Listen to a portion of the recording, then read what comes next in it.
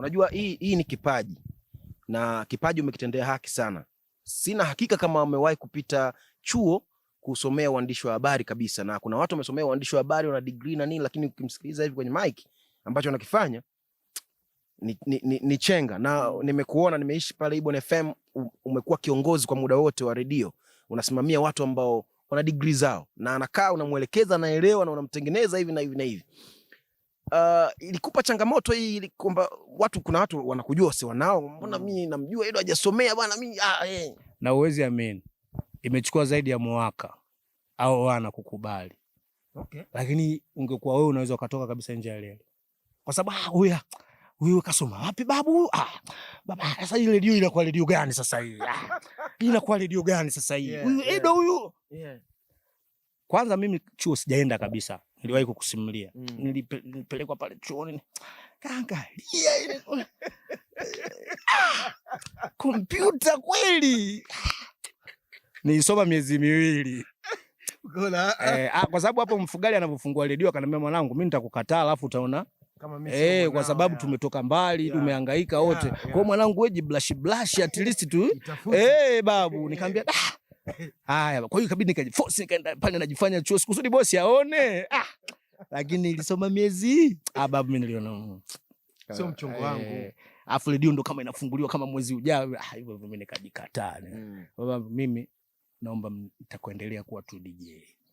Ni kazi msininyime, chonde naitaka hii kazi. Ila mimi nitaendelea tu kuwa DJ na mambo mengine mtanipa, sio lazima nitangaze. Yaani sikuwa maana kumbe unaitwaga DJ Edo. Okay. Huo ndio mwanzo kwa sababu naitwa. Nikamwambia mimi nitakuwa nitaendelea tu kwa sababu before mimi nimefanya kazi na Mfugale 10 years kabla ya radio. Nimepiga lile disco lake. Kwa hiyo nikasema na mimi nitakuwa DJ wa radio, tofauti tu umenitoa kule club, nipige huko alafu huyu Kwasa mbaya. Yaani kwa namkubali Kwasa anapokuja. Alikuwa analaza ngoma mpaka na data. Kwa hiyo nikamwambia bwana huyu mimi atanielekeza huyu. Alafu alikuja kutufundisha mtu mmoja anaitwa Godwin Gondo. Shout out to brother. Huyu jamaa Gondo aliniambia, yani mimi natangaza na mwezi mmoja tu. Akaniambia wewe unakuja kuwa star. Uwezi amini. Gondo alipewa seminar wa train watu wa Ibon wiki. Yeye alikuwa anasoma Tumaini Gondo. Kwa hiyo pale Tumaini journalism nani mkali na jamaa mmoja sasa hivi mkurugenzi anaitwa Simon Berege. Sumbawanga, Mashinyanga huko. Kwa hiyo wale wawili walipewa kazi ya kuja kutrain Ibon wafanya kazi wapi wakina Mwazarao au wao wameajiriwa wafanya kazi kama 14 kwa interview, umeelewa? Mavyeti.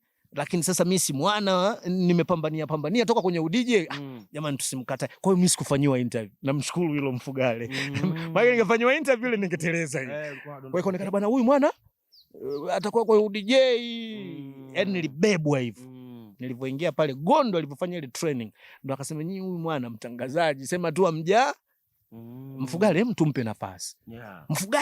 Mfugale yeye anaogopa sana noise za watu. Umeshafanya kazi na Mfugale. Anaogopa sana kelele za watu. Yaani ukisema ukimshambulia mnamtoa kwenye mtoeni haraka sana huyo. Yaani sio mtu ambaye.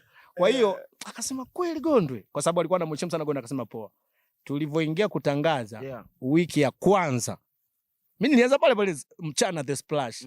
Nilivyoingia kwanza ile nikawa sasa najitafuta ili nisikataliwe. Si unajua naona kabisa Mfugale hajalizika kutokana na maneno anayoambiwa.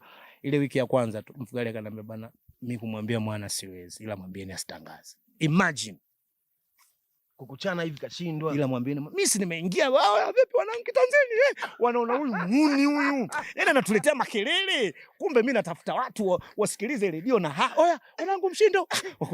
Huyu kweli hajasoma. Huyu kweli hajasoma huyu kweli. Babu nimepigwa chini, nimetangaza wiki. Imagine umeanza alafu ndo kitu chako ujue na radio unajua. Nilipewa mwana mmoja anaitwa Allen Philip Bonge. Ndio anaonekana wametoka radio kina Allen wakali wanajua. Kaambia wewe sikiliza. Huyu aingie wani, endelea kumtrain, muelekeze cha kufanya. Nilikuwa kama boya kwa yule Allen. Kaka vipi? Nakosea wapi kaka? Kazi mimi sinaitaka Fredo. Kaka mimi nakosea. Mwanangu unala sana. Shuka kidogo ulikolesi kidogo. Nikawa namuelewa. Kama mwezi hivi walijichanganya wakanipa. Mwezi wa 3 mimi ndo PD, mimi ndo kila kitu, mimi ndo yani ile ya kutolewa hewani ilinifanya nikaenda. Umeitumia kama bana hii tujifunze hapa. Wakati fulani ukipata shida challenge kama hizi unazitumia vizuri, zinakuja kuleta matokeo makubwa na mazuri kwenye maisha yako. Ndicho ambacho anatuambia brother Edo muda huu hapa. Yes. Baada ya kuonekana sijui, ile ndio ikanipenda sana. Yani ikabidi mbona unaongea vizuri, yani nafeli wapi? Utulivu yani nilivyorudi nilitulia, nikawa nafanya wanachotaka, afu unajua mimi mtundu kwenye information, tafuta sana information, nikawa nawapa information, wenyewe wakaona mwana karudi. Lakini huwezi amini, yani wale na degree zao na vyeti vyao, mimi ndio nilikuja kwa bosi wao. Wewe unalijua hilo, ila sababu nilijifix it, nikajitafuta ukajipata. Kumbe hapa inatakiwa hivi. Kwa hiyo inawezekana sometime usisome, atu entertain watu wasisome, hapana. Inawezekana watu usisome lakini na ukajitafuta goli lile pale kabisa. Lakini kwa sababu ndio maana mimi natumia DJ Edo. Siku Tigo wananipa kazi walinipata kama DJ Edo. Mkataba wangu Tigo unasoma DJ Edo. By the way, ni balozi wa Tigo nyanda za juu kusini. Tunapozungumza na wewe hapa tunazungumza na balozi, na nimeona sasa hivi vinaongezeka vitengo vya balozi, sijui wao nani wanalipa. To be honestly, ndio maana nilikwambia hivi mara ya kwanza, sina sababu ya kwenda da. Siwezi kukipata ambacho nakipata. To be honest, kwanza mimi waga siamini kama kuna muuni analipwa kama ninavyolipwa mimi. Kwa sababu balozi mikoa 7 man. So waga sometime nashukuru na ili vijana walijue. Mimi sikuwa balozi kikawaida. Fredo umefanya kazi na mimi. Yaani mimi mpaka kupewa mkataba na Tigo. Na by the way huu mwaka wa 12 mimi nafanya kazi na yeye. Nilijitolea miaka 2, huwezi amini. Free. Miaka 2 naenda Sumbawanga, napiga mzigo, najilaza, najilisha, nageuka Mbeya. Piga mzigo, najilaza, na Njombe. Miaka 2. Yaani wao wenyewe wakaona lakini siku nilipokuja kuwekewa mkataba, baba asante. Uvumilivu, sisi tunaishia njiani. Ukikaza sana miezi 2, udwanzi ubaba. Niisho hii. Mimi naondoka. Unajua tunakuwa na matarajio makubwa mengi. Kukaa sehemu kali, unajua sasa hivi vijana ndinga niendeshe mapema, bebe nimhudumie, nimpeleke mabatani manini. Kwa hiyo picha unaokuwa nayo inakuwa kubwa sana, inashinda uvumilivu ambao inabidi uwe nao pale. Ndio shida anapotukuta vijana wengi na inatutesa kwa sababu expectation kama ulivyosema. Kwanza tunataka tuishi kama kwenye TV. That's reality kabisa. Ndio tunatamani tuishi yale maisha ya kwenye TV. Halafu hatujawekeza. Na wewe unajua ushakaa na mastaa kadhaa, unajua kwenye kamera wanavyofake, ukiwa kwenye reality unajua wanavyoishi. Sasa watu tunaharibiwa pia na maisha pengine ambao tunayaona kwenye mitandao. Na ndio kinachotukosi. Yaani huwa natamani siku moja watu wayajue maisha yao. Sisi tunaombana chumvi. Sijui umenielewa. Yaani usibabaike na zile, sisi tunaombana mpaka bwana babu umeme. Tunaombana. Kwa sababu tu tunadanganyishia sana kule, lakini kwenye uhalisia. Bro, game unaionaje sasa hivi ya media? Mlipoanza vibe ya radio ambavyo ilikuwa, sasa hivi vitu vingi vimetokea katikati vingi sana. Naamini nyinyi mmeanza radio kati Instagram pia hakuna ma Facebook kwa na nini. Sasa hivi kila kitu kipo on time. Mimi nikitaka habari hapa chap chap nikienda PMTV naikuta, nikienda kwa Bashiri Tiger Mnyama pale Instagram kaichapa ninayo. Challenge ambayo naona kwenye media sasa hivi kwa radio na TV ni ipi? Kwanza watu wasikilize radio Fredo. Lazima ile tukubaliane. Yaani ukijiona unapiga show, watu wanakusikiliza, wewe mkali. Yaani wewe ni mwamba. Fredo, watu radio zao ziko kwenye simu. Yaani hichi kitu kinaitwa utandawazi kimekuja kututoa kwenye leli kabisa kwenye radio. Wewe hivi unaweza kaamini radio kuna watu kwenye Instagram wana sponsor kubwa kushinda kwenye vipindi vya radio. Unaamini hicho kitu? Yes, naamini na naona. Definitely tumeshatoka. Yaani radio na mitandao mbingu na ardhi sijui. Though radio umuhimu wake bado uko pale. Lakini time ya watu kusikiliza, mwanangu, unatakiwa unyonge kweli kweli. Yaani ufanye show hasa kwamba bwana hapa nikamsikilize Fredo hapo. Lakini hiki kawaida. Take it from mtu anapita mwezi aje kusikiliza. Kawaida na wala bado upo unatangaza. Juzi nilikuwa Mbeya. Nilikuwa namchekesha bwana mmoja ananiambia, kaka Edu vipi mwanangu? Hivi siku hizi kutangaza uliachaga? Nikamwambia babu mimi sinatangaza kila siku saa 3. Kumbe hajasikiliza radio. Na anakuambia kabisa kaka mimi huo muda. Unamuelewa. So alafu sio kwamba vitu hajui. Anajua vitu si anavyo kwenye simu. Asikilizi lakini vitu anajua utamconvince vipi asikilize simu. Big challenge, yani sijui wafanyeje, lakini kwanza mimi kuna muda nikiona majanki wanaanza kuingia kwenye kutangaza hivi na waangalia bwana, kweli na kitu special sana, kwa sababu ukiangalia bro, vipindi vya mchana content ni zile ambazo nyinyi mlishazifanya. Ukienda vipindi sijui vya burudani ni content ni nyinyi mmeshaifanya. Sisi ni kuongeza tu swaga, labda za kuongea swaga nyingi, maneno mengi, lakini kitu kipya. Mimi unajua mpaka sasa hivi nikwambia kwamba sijaona kipindi cha radio kwa haraka inaweza vipo, lakini sijaona kipindi cha radio ambacho kitanishtua kuona kwamba bana, ubunifu sio kawaida. Vya kawaida. Na kama unajua radio, niamini mimi, unaweza kawa una switch on muda wote.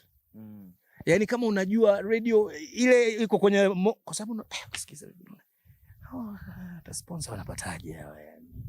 Yani people are very shallow, people are not serious, kwa sababu tumeshakubaliana na utandawazi, kila mtu anayo story kwenye simu, unaichukua kwenye simu kama ilivyo, unaisoma vile vile. What do you expect? Lazima mitandao ituzidi na tutatoka kwenye reli sana. Watu ambao nawaona yani wanalipambania game kabisa na wana watu tuwe wa kweli, watu wa sports. Sijui kama utakuwa umelitukia hicho kitu. Nimeona hiyo. Sports wako vizuri na wana move kweli kweli. Kaka, alafu sport nimegundua na wachezesha wasikilizaji wao wanavyotaka. Yaani unaweza kumkuta mtu ana mwanangu sijasikiliza sport huko. Kwa hiyo unataka kuniambia kwamba sasa hivi sport vipindi vya michezo mimi viko kwenye market kubwa kuliko wewe fanya research. Wewe fanya research. Viko kwenye market alafu ndio vinasikilizwa. Sasa wewe hata ukiangalia sasa hivi new sponsors wengi kwenye vipindi vya michezo ndio wanazama pale. Kwa hiyo ina maana watu wa sports wamejiongeza kutushinda sisi watu wa entertainment. Amini ninachokuambia sisi entertainment tumebaki the same. Nawe utakubaliana na mimi ukifungulia entertainment mchana sawa. Yaani ni vitu vichache sana vinabaki. Tena mimi nafurahi hata nikifungua radio saa 7 nisikie Bolingo. Naona at least. Sijui umenielewa yani kwamba at least nimesikia hata Bolingo kitu kipya. Lakini utasikia la sport wamefanikiwa. Yes, mimi niko Iringa. Mimi naitwa Fredo Mbunji Maya Gashishi. Nimelelewa hapa na huyu ni big brother ambaye pia mikononi mwake nimepita kwa namna kubwa sana. Kuanzia kuanza kupendeza, kuvaa, kutangaza, kwamba kuniruhusu tunaenda hewani kafanya kipindi mimi naenda Mbeya. Haikuwa kitu rahisi mazee. Ilikuwa ni issue kubwa, ilikuwa ni issue ngumu, lakini tulipita huko kwa sababu tulijua tunachokifanya ni kitu gani, na tukalelewa vizuri hapa na tuko mikono salama. Niko Iringa leo na enjoy kuwa hapa. Tumevaa makoti kwa sababu kuna baridi fulani hivi, hewa nzuri, tuna enjoy kabisa. Na nafikiri tumeongea mengi sana na brother, labda nimpe nafasi tu aseme kama kuna chochote ambacho anaweza kiongeza, basi tumalize mchongo. Tumeongea mengi sana mazee. Mmoja kati ya vipindi vikali viliwahi kutokea vya mchana alikuwa anafanya Edo na Fredo. Yeah, sure. Sasa ngoja niwaambie kitu ambacho hamjui wanangu. Mimi nimewahi kufungiwa kutangaza sababu ya mdogo wangu huyu. TCRA walinifungia. Sababu ilikuwa Fredo of course alikuwa anafanya zile stories za mbele. Za Kinyamwezi zile. Inaitwa pale. Mwanangu usimnyamwezi sana. Alinichoma dogo huyu wewe. Mwanangu siku hiyo kadondoka na story ya bangi. Sijui ilikuwa na Musu Chris Brown, sijui kafanya. Basi Fredo alivyozungumzia bangi, yani alishetelesha, sijui nakumbuka. Babu nikala ban, lakini sasa alisimamishwa mwenye kipindi, hawezi kusimamishwa yeye. Kwa hiyo mimi nilifungiwa kama miezi 4 hivi sababu na mwanangu tulimzungumzia bangi. Hakuna mtu anajuaga hii issue. Mimi mwenyewe huwezi amini umekuja kunisanua wakati ambao baadaye sana ulikaa kimya, tulipigwa ban. Nasema ban ya nini? Anambia hamna, kuna issue tu imezingua. Sikukwambia. Nilimwambia tu bwana kipindi kina marekebisho. Kumbe tumekula bani. Shukrani sana. Kwenye kamera kuna Jom the Future, lakini pia kuna mwanangu Sanju. Salute sana maana sisi tupo baada ya hizi kamera kuzimwa hapa, maisha mengine inabidi yaendelee.